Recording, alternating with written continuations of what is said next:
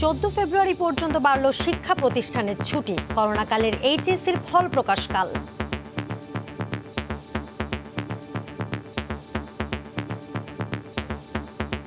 দেশে corona vaccine নিয়ে সুস্থ আছেন সবাই, টিকা নিতে বাড়ছে আগ্রহ।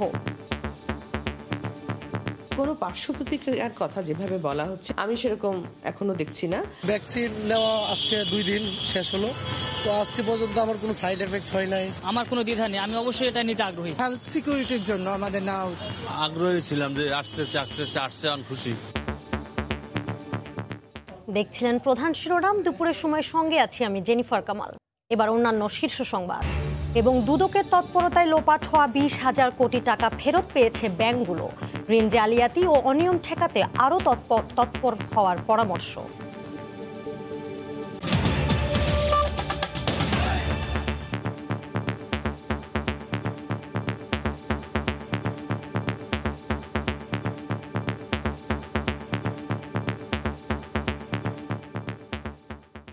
দেশের শিক্ষা প্রতিষ্ঠানের চলমান ছুটি আগামী 14 ফেব্রুয়ারি পর্যন্ত বাড়িয়েছে সরকার। আগামী মাসের 4 তারিখের মধ্যে স্কুল কলেজ খোলার প্রস্তুতির নির্দেশের মধ্যেই এলো নতুন এই ঘোষণা। এদিকে করোনাকালে এইচএসসি পরীক্ষার ফল ঘোষণা হবে কাল। করোনা মহামারীর কারণে গেল বছরের 17 মার্চ থেকে বন্ধ রয়েছে দেশের সকল শিক্ষা প্রতিষ্ঠান। এরপর কয়েক ধাপে বাড়ানোর পর 30 জানুয়ারি পর্যন্ত ছুটি বাড়ায় সরকার। অটোপাস দেয়া হয় 2020 সালের পিইসি, জেএসসি ও এইচএসসি শিক্ষার্থীদের। এ অবস্থায় 4 ফেব্রুয়ারির মধ্যে দেশের সকল শিক্ষা প্রতিষ্ঠান খোলার প্রস্তুতি নিতে নির্দেশনা দেয় সরকার। ফেব্রুয়ারির প্রথম সপ্তাহ বা দ্বিতীয় সপ্তাহ এরকম চিন্তা করতেছি। শিক্ষা প্রতিষ্ঠানের প্রার্থীরা প্রস্তুতি নেওয়া দরকার, সেটি শিক্ষা প্রতিষ্ঠানগুলো সব 14 ফেব্রুয়ারির মধ্যে প্রস্তুতি সম্পন্ন করবে। সেই লক্ষ্যে স্বাস্থ্যসম্মত উপায়ে শিক্ষা প্রতিষ্ঠান খোলার প্রস্তুতির অংশ হিসেবে রাজধানী সহ সারা দেশের স্কুল কলেজগুলোর ক্লাসরুম পরিষ্কার পরিচ্ছন্ন করা সহ সকল প্রস্তুতি নিতে শুরু করা হয়। এ নিয়ে সরকারের পক্ষ থেকে স্বাস্থ্যসম্মতভাবে শিক্ষা প্রতিষ্ঠান খোলার একটি গাইডলাইনও তৈরি করা হয়। নির্দেশনা দেওয়ার 5 দিনের মাথায় নতুন ঘোষণা আসলো সরকারের কাছ থেকে। শিক্ষা প্রতিষ্ঠানের চলমান ছুটি 30 জানুয়ারি থেকে বাড়িয়ে আগামী 14 ফেব্রুয়ারি পর্যন্ত করা হলো। শিক্ষা মন্ত্রণালয় সংশ্লিষ্ট সকল পক্ষের সঙ্গে আলোচনা করে এ সিদ্ধান্ত নেয়। শিশুদের ভবিষ্যৎ জীবনের কথা চিন্তা করে সরকারে যে সিদ্ধান্তটা নিয়েছে স্বাস্থ্যবিধি মেনে, আমি মনে করি এটা এখন প্রয়োজন। তারা শারীরিক দূরত্ব মেনটেন করে চলতে পারে বা বসতে পারে, এই অবস্থা করা যায়, তাহলে দেখা যাবে সপ্তাহে প্রতিটি ক্লাস 1 দিন বা 2 দিন ক্লাস করতে পারবে। স্বাস্থ্য বিশেষজ্ঞরা সরকারের এই সিদ্ধান্তকে যৌক্তিক মনে করছেন। উল্লেখযোগ্য হারে দেশের মানুষের করোনার টিকা প্রয়োগের পর শিক্ষা প্রতিষ্ঠান খোলার পরামর্শ দেন তারা। আমরা যেহেতু টিকা পাচ্ছি, আমার মনে হয় আমাদের যত শিক্ষক আছেন তাদের সকলকে এই টিকার আওতায় যত দ্রুত সম্ভব আনা দরকার। তাতে করে তাদের মাধ্যমে শিক্ষার্থীরা আক্রান্ত হবে না বা শিক্ষার্থীর দিক থেকে তারা আক্রান্ত হবেন না। এদিকে 2020 সালের অটোপাস দেয়া এইচএসসি ও সমমানের ফল প্রকাশ করা হবে আগামীকাল। মৌসুম ইসলাম, সময় সংবাদ, ঢাকা। দেশে কোভিড-19 টিকা নেওয়ার পর সুস্থ আছেন টিকা গ্রহীতারা। টিকা নেওয়ার পরদিন থেকেই তারা যোগ দিয়েছেন কাজে। তাদের বার্তা, টিকা নিতে ভয় নয়, বরং টিকার হাত ধরেই মুক্তি আসবে মহামারী থেকে। এদিকে সাধারণ মানুষের মধ্যেও টিকা নিতে বাড়ছে আগ্রহ। ফারুক ভূঁইয়া রবিনের রিপোর্ট। যাদের জয় বাংলা ধ্বনিতে দেশে শুরু হয়েছিল বহুল প্রতীক্ষিত কোভিড-19 টিকা নেওয়ার মহাযজ্ঞ, তাদেরই একজন দিদারুল ইসলাম। দেশের প্রথম কোনো পুলিশ সদস্য হিসাবে বুধবার প্রধানমন্ত্রীর ভার্চুয়াল উপস্থিতিতে টিকা নেন এ ট্রাফিক সার্জেন্ট। তবে টিকা নেওয়ার পর কোনো পার্শ্ব প্রতিক্রিয়া কিংবা শারীরিক সমস্যা অনুভূত হয়নি বলে জানান দিদারুল ইসলাম। বরং একদিন বিরতি নিয়ে পেশাগত দায়িত্ব পালনে পুরোদস্তুর ব্যস্ত ট্রাফিক পুলিশের এ সদস্য। দেশ ও জনগণের সেবক হিসাবে বলতে চাই যে আমার মাধ্যমে উদ্বুদ্ধ হয়ে যাতে সবাই টিকা গ্রহণ করে, এটাই হচ্ছে আমার মেসেজ। টিকা নেওয়ার উদ্বোধনী দিনে সম্মুখ সারির যোদ্ধা হিসেবে এগিয়ে আসেন সাংবাদিক আল মাসুম মোল্লা। টিকা নেওয়ার পর স্বাভাবিক কর্মে কোনো ছন্দপতন হয়নি এ গণমাধ্যম কর্মীর। টিকা নেওয়ার পর থেকেই ব্যস্ত সংবাদ সংগ্রহে। পেশাগত দায়িত্ব পালনে তিনি এখন নোয়াখালীর ভাষাঞ্চরে। আমি টিকা দিয়ে এসে আমার অফিসে কাজ করেছি, তারপরে বাসায় গিয়েছি, তারপরের দিন আমি কাজ করেছি। রাজধানীর 5 হাসপাতালে চিকিৎসক, নার্স, স্বাস্থ্যকর্মী সহ 5 শতাধিক ব্যক্তির টিকা নেয়ার দিন বৃহস্পতিবার শামিল ছিলেন বঙ্গবন্ধু শেখ মুজিব মেডিকেল বিশ্ববিদ্যালয়ের চিকিৎসক দম্পতি মামুন আল মাহতাব স্বপ্নিল ও নুজহাত চৌধুরী। জানালেন, টিকা নেওয়ার পর থেকেই ব্যস্ত চিকিৎসা সেবায়। যে ধরনের অপপ্রচার করছে পার্শ্ব প্রতিক্রিয়ার, ওরকম কিন্তু আসলে কিছু হয়নি। অন্যতম দেশ পৃথিবীতে যারা ভ্যাকসিনটি নিচ্ছে, এটি যে আমাদের জন্য কত বড় প্রাপ্তি। যারা অপপ্রচার চালাচ্ছে তারা তো একটা অন্যায় করছে। এদিকে সম্মুখ সারির যোদ্ধা আর রাষ্ট্রের গুরুত্বপূর্ণ ব্যক্তিদের টিকা গ্রহণ অভয় দিচ্ছে সাধারণ মানুষকে। দ্বিধা সংশয় কাটিয়ে বাড়ছে আগ্রহ। একটা ভীতি ছিল যে পার্শ্ব প্রতিক্রিয়া থাকবে, এরকম ভীতিটা রিডিউস হয়েছে এবং সম্পূর্ণটা আস্তে আস্তে এই ভীতিটা চলে গেছে। নার্স, ডাক্তার, সাংবাদিক সবাই টিকা নিতেছে, আর আমরা নিজেরও বুঝতেছি যে টিকার দরকার, টিকা নিতে হবে। আমার কোনো দ্বিধা নেই, আমি অবশ্যই এটা নিতে আগ্রহী। হেলথ সিকিউরিটির জন্য আমাদের নাও আগ্রহী ছিলাম যে আসতেছে আসছে খুশি। টিকা নিয়ে সবার প্রত্যাশা অপপ্রচারে বিভ্রান্তি নয়, বরং বিজ্ঞানের হাত ধরেই মহামারীর ছোবল থেকে বাঁচবে দেশ, বাঁচবে মানুষ। ফারুক ভিয়া, রবিন, সময় সংবাদ, ঢাকা। এদিকে মৌসুমের শেষ শৈত্যপ্রবাহের শীতের কাঁপুনিতে উত্তরাঞ্চল সহ দেশের কয়েকটি জেলায় বিপর্যস্ত জনজীবন। কাজ না থাকায় চরম দুর্ভোগে খেটে খাওয়া মানুষ। মৃদু শৈত্যপ্রবাহ আরও 2-1 দিন থাকবে বলে জানিয়েছে আবহাওয়া অফিস। মাঘের প্রথম সপ্তাহ শেষ, বসন্তের কাছে মিলিয়ে যাওয়ার আগে শেষবারের মতো যেন জেঁকে বসেছে শীত। মধ্যরাত থেকে দুপুর গড়ালেও কোনো কোনো জেলায় কুয়াশায় ঢাকা থাকে চারপাশ। সামান্য দূরত্বেও দেখা যায় না কিছুই, তাই হেডলাইট জ্বালিয়েই চলে যানবাহন। হেভি বাতাস, হেভি ঠান্ডা, ঘরতে বাড়ানো যাচ্ছে না। যে ঠান্ডা, এত কিছু পিনছি তারপরও মনে করেন যে ঠান্ডা যায় না। শীতের জন্য গাড়ি আসতে পারতেছে না, দূর জাম, গাড়ি অ্যাক্সিডেন্ট, কঠিন ঠান্ডা ভাই। হাড় কাঁপানো শীতে উত্তরের জনজীবনে ছন্দপতন, মাঠে নামতে পারছেন না চাষিরা। ভাল লাগা পারি না, চলে এসেছি, আমরা বাড়িতে চলে যাবো, এখন আর থাকা যাবে না পাতাল। কাজকর্ম করতে পারছে না, পানিতে নামতে পারছে না। হেভি শীত আর বাতাস করেছে। নদীর বাড়ি আমার মনে করেন বাতাস এসে। আবহাওয়া অধিদপ্তরের তথ্য মতে শ্রীমঙ্গল, সীতাকুণ্ড, রাজশাহী, পাবনা, নওগাঁ, চুয়াডাঙ্গা সহ রংপুর বিভাগের উপর দিয়ে মৃদু শৈত্যপ্রবাহ থাকবে আরও 2-3 দিন। সাদিয়া আফরিন, সময় সংবাদ। যে কোনো অপকর্মের বিরুদ্ধে প্রধানমন্ত্রী অত্যন্ত কঠোর বলে মন্তব্য করেছেন আওয়ামী লীগের সাধারণ সম্পাদক ওবায়দুল কাদের। সকালে রাজধানীর ধানমন্ডিতে দলীয় সভাপতির রাজনৈতিক কার্যালয়ে মহিলা বিষয়ক উপকমিটির পরিচিত সভায় ভার্চুয়ালি যুক্ত হয়ে তিনি আরও বলেন, দল করলে দলের শৃঙ্খলা মেনে চলতে হবে, ইচ্ছামতো চলার কোনো সুযোগ নেই। যে কোনো প্রকার অপকর্ম বিরুদ্ধে প্রধানমন্ত্রী শেখ হাসিনা, আমাদের নেত্রী একেবারেই কঠোর অবস্থানে আছে। আমি সবাইকে বলবো, দল করলে দলের নিয়ম শৃঙ্খলা মেনে চলতে হবে, দল করলে দলের আদর্শ মেনে চলতে হবে, ফ্রি স্টাইল কিছুই করা যাবে না। এই ব্যাপারটি আমি প্রত্যেককেই শুরুতে স্মরণ করিয়ে দিচ্ছি। তৃতীয় ধাপে দেশের 64টি পৌরসভায় ভোট গ্রহণকাল। সংশ্লিষ্ট জেলা ও উপজেলা রিটার্নিং কর্মকর্তার কার্যালয় থেকে নির্বাচনী সরঞ্জাম কেন্দ্রে কেন্দ্রে পাঠানো হচ্ছে। এই মুহূর্তে ফেনী শহরের আলিয়া মাদ্রাসা মাঠে আছেন রিপোর্টার আতিয়ার সজল। বিস্তারিত জানতে যাচ্ছি তার কাছে। সজল।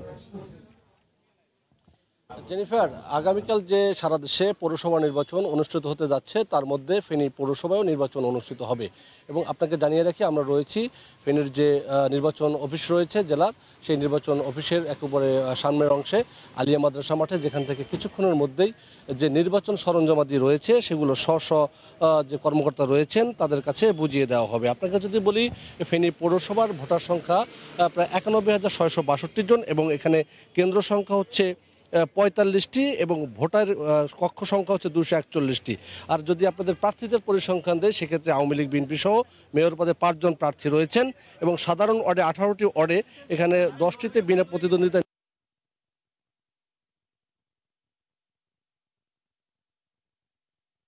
29 জন প্রার্থী প্রতিদ্বন্দ্বিতা করবেন। আর যদি সংরক্ষিত ওয়ার্ডের 6টির মধ্যে 5 জন বিনা প্রতিদ্বন্দ্বিতা নির্বাচিত হয়েছেন এবং একটিতে নির্বাচন অনুষ্ঠিত হবে, যার মধ্যে 2 জন সেখানে লড়বেন। আর আপনাকে যদি বলি এই ভোটার এখানকার নারী পুরুষদের যদি বলে, পুরুষ ভোটার সংখ্যা 47,307 জন এবং মহিলা ভোটার সংখ্যা 44,355 জন। এবং রিটার্নিং অফিসার যেটা জানিয়েছেন আমাদেরকে, এখানকার যে আইন শৃঙ্খলা বাহিনী রয়েছেন 532 জন, পুলিশ আর 504 জন আনসার সদস্য সহ 3 প্লাটুন বিজিবি এখানে কর্মরত থাকবে এবং 18টি ওয়ার্ডের প্রত্যেকটিতে একজন নির্বাহী ম্যাজিস্ট্রেট থাকবেন এবং পুরো পৌরসভা এই নির্বাচন কার্যক্রম পরিচালনার জন্য একজন জুডিশিয়াল ম্যাজিস্ট্রেট থাকবেন। এবং ফেনীর জেলা প্রশাসক এবং ফেনীর পুলিশ সুপার যেটা জানিয়েছেন, আগামীকাল এই নির্বাচন সুষ্ঠু সুন্দর করতে যা যা দরকার তারা সব ধরনের পদক্ষেপ নিয়েছেন এবং 45টি যে ভোট কেন্দ্র রয়েছে তার মধ্যে সবকটি কেন্দ্রকে কিন্তু তারা ঝুঁকিপূর্ণ হিসাবে চিহ্নিত করেছেন, এর মধ্যে 8টি রয়েছে অধিক ঝুঁকিপূর্ণ হিসাবে। আর আপনাকে যদি বলি, এই নির্বাচনকে ঘিরে কম বেশি উত্তেজনা এর মধ্যে ছড়িয়েছে এবং সকল প্রার্থী যারা ছিল তারা কিন্তু উৎসবমুখর পরিবেশে প্রচার প্রচারণা চালিয়েছেন এবং জেলা যারা এর সাথে সম্পৃক্ত নির্বাচন কর্মকর্তারা তারা আশা করছেন আগামীকাল সুষ্ঠু সুন্দর একটি নির্বাচন তারা উপহার দিতে পারবেন। এবং এই ছিল আমার কাছে এখান থেকে সব শেষ। ফেনী শহর থেকে এতক্ষণ আমাদের সঙ্গে ছিলেন রিপোর্টার আতিয়ার সচল। আবারও দেশের করোনা ভ্যাকসিন প্রসঙ্গ। বরিশালে পৌঁছেছে করোনা ভাইরাসের ভ্যাকসিন। বেলা 12টায় বরিশাল সিভিল সার্জন কার্যালয়ে ঢাকা থেকে একটি ফ্রিজার ভ্যানে করে ভ্যাকসিনগুলো আনা হয়। এই বিষয়ে বিস্তারিত জানাতে বরিশাল সিভিল সার্জন কার্যালয়ে আছেন রিপোর্টার ফেরদাউস সোহাগ। সরাসরি যাচ্ছি তার কাছে। সোহাগ। জেনিফার, আপনাকে ধন্যবাদ। যেমনটি আপনি বলছিলেন, আজকে দুপুর ঠিক 12টার দিকে একটি বিশেষ ভ্যানে করে পুলিশ প্রহরায় একটি ভ্যান ঢাকা থেকে বরিশালে পৌঁছে 1,68,000 টিকা ছিল সেই ভ্যানে। এবং সেই টিকা কিন্তু বরিশালের এই যে আমি যে জায়গাটিতে দাঁড়িয়েছি সিভিল সার্জন কার্যালয়, সেই সিভিল সার্জন কার্যালয়ের যেখানে রাখার কথা সেই জায়গাটিতে রাখা হয়েছে। তো আজকে শুক্রবার হওয়ার কারণে কিন্তু এই মুহূর্তে সিভিল সার্জন কার্যালয় বন্ধ রয়েছে। তবে সরকারি কর্মকর্তারা, বিভাগীয় প্রশাসন, জেলা প্রশাসন, বিভাগীয় স্বাস্থ্য অধিদপ্তর, সিভিল সার্জন নিজে এবং পুলিশের ঊর্ধ্বতন কর্মকর্তারা কিন্তু ওই সময়টিতে যখন টিকা এসেছিল তখন এখানে উপস্থিত ছিলেন এবং তারা বুঝে নিয়েছেন যারা টিকা যে ভ্যানটি এসেছে সেই ভ্যানটি থেকে টিকাটা নামানো হয়েছে এবং আমরাও সেখানে উপস্থিত ছিলাম। একটু জানিয়ে রাখি যে বরিশাল বিভাগের 6 জেলায় কিন্তু আজকে সব জায়গায় টিকা পৌঁছে গেছে, শুধুমাত্র পিরোজপুর ছাড়া। পিরোজপুরে 31 তারিখে টিকা পৌঁছবে এমনটি আমরা জানতে পেরেছি। একটু তথ্য যদি জানাই, বরিশাল সহ এই যে 6 জেলার, বরিশাল বিভাগের যে 6 জেলা রয়েছে, 3,3 লাখের বেশি কিছু টিকা কিন্তু এই 6 জেলার জন্য বরাদ্দ রয়েছে এবং বরিশালের শুধুমাত্র এই পিরোজপুর ছাড়া সব জায়গায় কিন্তু টিকা পৌঁছে গেছে। আমরা জানতে চেয়েছিলাম বরিশালের বিভাগীয় যিনি স্বাস্থ্য কর্মকর্তা রয়েছেন এবং বরিশালের সিভিল সার্জন যিনি রয়েছেন তাদের দুজনের সঙ্গেই আমরা কথা বলেছি। তারা আমাদেরকে যে তথ্যটি জানিয়েছেন যে এই টিকাগুলো কিন্তু সরকারি নির্দেশনা ছাড়া দেওয়ার কোনো সুযোগ নেই এবং সেটি 7 তারিখ অথবা 8 তারিখ ফেব্রুয়ারি মাসের দেয়া শুরু হতে পারে নির্দেশনা সাপেক্ষে।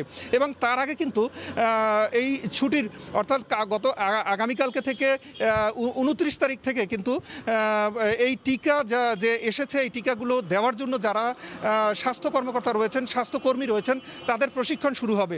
তবে এই প্রশিক্ষণের সময়টি কিন্তু সুনির্দিষ্ট করে বলা হয়নি। বলা হয়েছে যে 7 তারিখের 2-3 দিনের মধ্যেই প্রশিক্ষণটি শুরু হয়ে যাবে। তবে কবে কোথায় হবে সেই প্রশ্নটি করেছিলাম আমরা। তারা বলেছেন যে এটিও সুনির্দিষ্টভাবে তথ্য এই মুহূর্তে বলা যাচ্ছে না, তবে 2-1 দিনের মধ্যে এটিও ফয়সালা হবে। যারা টিকা দিবেন তাদের তালিকা কিন্তু ইতিমধ্যে তৈরি করা হয়ে গেছে এবং সেই তালিকা অনুসারে তাদেরকে টিকা দেওয়া হবে এবং সেই টিকা গ্রহণের জন্য যাদেরকে নির্ধারিত করা হয়েছে, সরকারের যে নির্দেশনা রয়েছে সেই নির্দেশনা অনুসারেই কিন্তু টিকা দেওয়ার কার্যক্রমটি সুন্দরভাবে সুচারুভাবে করা হবে। তো এই ছিল মোটামুটি বরিশালে যে প্রথম পর্যায়ে টিকা এসে পৌঁছেছে সিভিল সার্জন কার্যালয়ের সামনে থেকে তার সর্বশেষ তথ্য। বরিশাল থেকে এতক্ষণ আমাদের সঙ্গে ছিলেন সহকর্মী ফেরদাউস সোহাগ। এদিকে নতুন বৈশিষ্ট্যের করোনার জন্য নতুন একটি ভ্যাকসিন উদ্ভাবন করল মার্কিন টিকা উৎপাদনকারী প্রতিষ্ঠান নোভাভ্যাক্স। যুক্তরাজ্যে চালানো ট্রায়ালে এই টিকার 89% কার্যকারিতা পাওয়া গেছে বলে জানিয়েছে প্রতিষ্ঠানটি। এটিকে স্বাগত জানিয়ে ব্রিটিশ প্রধানমন্ত্রী বলেছেন টিকার অনুমোদনে পর্যবেক্ষকরা শিগগিরই পর্যালোচনা করবেন। পর্যবেক্ষকদের সবুজ সংকেত পেলে এই বছরের মাঝামাঝি থেকে টিকার প্রয়োগ শুরু করার আশা করছে ব্রিটেন। গেল ডিসেম্বর থেকে বিশ্বের বিভিন্ন দেশে করোনার টিকাদান কর্মসূচি শুরু হলেও একই মাসে নতুন বৈশিষ্ট্যের করোনা শনাক্তের কথা জানায় ব্রিটেন ও দক্ষিণ আফ্রিকা। করোনার উদ্ভাবিত টিকা আদৌ নতুন স্ট্রেনের বিরুদ্ধে কাজ করবে কিনা তা নিয়ে কপালে ভাঁজ পড়ে সাধারণ মানুষ সহ টিকা সংশ্লিষ্টদের। মডার্না ও ফাইজার বায়োনটেকের তৈরি টিকা নতুন স্ট্রেনের বিরুদ্ধে কার্যকর দাবি করা হলেও তার বিস্তারিত জানা যায়নি। তবে এবার ক্লিনিক্যাল ট্রায়ালে পাওয়া ফলাফলের ভিত্তিতে ভ্যাকসিন উৎপাদনকারী প্রতিষ্ঠান নোভাভ্যাক্স জানিয়েছে তাদের এই টিকা যুক্তরাজ্যের করোনার নতুন স্ট্রেনের বিরুদ্ধে 89.3% কার্যকর। ব্রিটেনে চূড়ান্ত ট্রায়ালে 18 থেকে 84 বছর বয়সী 15,000 মানুষের উপর এই টিকা প্রয়োগ করা হয়েছে। যুক্তরাজ্যের স্ট্রেনের ক্ষেত্রে 89% কার্যকারিতা পাওয়া গেলেও দক্ষিণ আফ্রিকায় কার্যকারিতা পাওয়া গেছে 60%। নোভাভ্যাক্সের এই সাফল্যকে সুখবর আখ্যা দিয়ে ব্রিটিশ প্রধানমন্ত্রী বরিস জনসন বলেছেন যুক্তরাজ্যের ওষুধ প্রশাসন এই টিকা অনুমোদনে পর্যালোচনা করবে। অনুমোদন পেলে এবছরের মাঝামাঝি সময় থেকেই এই টিকার প্রয়োগ শুরুর আশা করছে ব্রিটেন। এরই মধ্যে টিকার 6 কোটি ডোজের আগাম অর্ডার দিয়েছে ব্রিটেন। যুক্তরাজ্যে অক্সফোর্ডের টিকার পর নোভাভ্যাক্সের টিকায় সবচেয়ে বড় পরিসরে ট্রায়াল দেওয়া হয়েছে। ওমর ইনান, সময় সংবাদ। গ্রামীণ ঐতিহ্য শহরে পৌঁছে দিতে চিরা মুরগি আর খেজুরের রস, এমন ব্যতিক্রমধর্মী আয়োজন ছিল রাজধানীর ডেমরা বাউলিয়া বাজার এলাকায়, যেখানে শিশু কিশোর থেকে শুরু করে সব বয়সী মানুষ ভিড় করেন। ভোরের সূর্য ফুটে ওঠার আগেই রঙে ভরা বঙ্গ সংগঠনের আয়োজনে শুরু করা এই রসের মেলায় মূল প্রতিপাদ্যই ছিল ইট পাথরের নগরীতে লোকজ ঐতিহ্য ছুঁয়ে দেওয়া। আহমেদ সালেহিনের রিপোর্ট। মাঘের শীত আর কুয়াশার আড়মোড়া ভেঙে পূব আকাশে সূর্য উঁকি দিয়ে জানান দিয়েছে শুরু হয়েছে নতুন আরেকটি দিনে। রাজধানীর সীমানা ঘেঁষে বয়ে চলা বালু নদীর তীরে শীতের সকালে বুলবুলি, টুনটুনি, চড়ুই আর দোয়েলের কলকাকলিতে মুখর গাছগাছালি। গাছেদের ব্যস্ততা খেজুরের রস সংগ্রহ করে তা গন্তব্যে পৌঁছে দিতে, কিন্তু এই গন্তব্য যেন একটু ব্যতিক্রম। গ্রামীণ আবহে শহুরে মানুষের কাছে এই রস পৌঁছে দিতেই যত আয়োজন। আমাদের যে লোক সংস্কৃতি সেটা যেন পরবর্তী প্রজন্ম যাতে দেখতে পায়, জানতে পারে, সেই জন্য আমরা এই আয়োজনটা করেছি। আমাদের যে নেক্সট জেনারেশন, ওরা কিন্তু এগুলি সম্পর্কে খুব একটা জানেই না বলা যায়। তো ওদের মধ্যে এটাকে একটু প্রমোট করা, যে দেখো আমাদের দেশে একটা ঐতিহ্য আছে। শিশু কিশোরদের উচ্ছ্বাসে মেতে উঠে এই রসের মেলা। এখন পর্যন্ত গুড় আর মুড়ি খেয়েছি। প্রতি বছরের রস উৎসব যেই প্রোগ্রামটি হয় এখানে আসি আমরা সবাই, খুবই ভালো লাগে। শহরে জীবনে রসের ছোঁয়া আমার কাছে একটা আলাদা একটা ভালো লাগা কাজ করছে। গ্রামীণ ঐতিহ্য শহরের মানুষের দোরগোড়ায় পৌঁছে দিতে এমন আয়োজন যেন সব সময় হয়, তারও আকাঙ্ক্ষা ছিল আয়োজকদের মাঝে। আমরা চেষ্টা করছি ঢাকার আদলে, ঢাকার আশেপাশে এটাকে পরিচিত করা যায় কিনা। শহরের মানুষকে সাথে এই গ্রামের মানুষের সাথে একটা মেলবন্ধন তৈরি করে দিতে চাই। লোকজীবনের যে লোক সংস্কৃতির গান, এটা আমরা চাই যে আমাদের শহরে যে আয়োজনগুলো আছে সব জায়গায় যেন ছোট্ট আকারে রাখা হয়। রসের মেলা প্রতি বছর ঢাকা বিশ্ববিদ্যালয়ের চারুকলার বকুলতলায় হলেও করোনার প্রাদুর্ভাবের কারণে এবার গ্রামীণ পরিবেশে নগরীর সীমানা ঘেঁষে ডেমরার রাজাখালী, বাউলার বাজার বটতলায় আয়োজন করে রঙে ভরা বঙ্গ নামের একটি সংগঠন। আহমেদ সালেহিন, সময় সংবাদ, ঢাকা। এ পর্যায়ে শীর্ষ সংবাদ জানিয়ে দিচ্ছি আরেকবার। 14 ফেব্রুয়ারি পর্যন্ত বাড়ল শিক্ষা প্রতিষ্ঠানের ছুটি। করোনাকালের এইচএসসির ফল প্রকাশকাল, অপেক্ষায় দেশের 14.25 লাখ শিক্ষার্থী। দেশে করোনা ভ্যাকসিন নিয়ে সুস্থ আছেন সবাই, টিকা নিতে বাড়ছে আগ্রহ। জেলায় জেলায় ফ্রিজার ভ্যানে করে পৌঁছে দেওয়া হচ্ছে ভ্যাকসিন।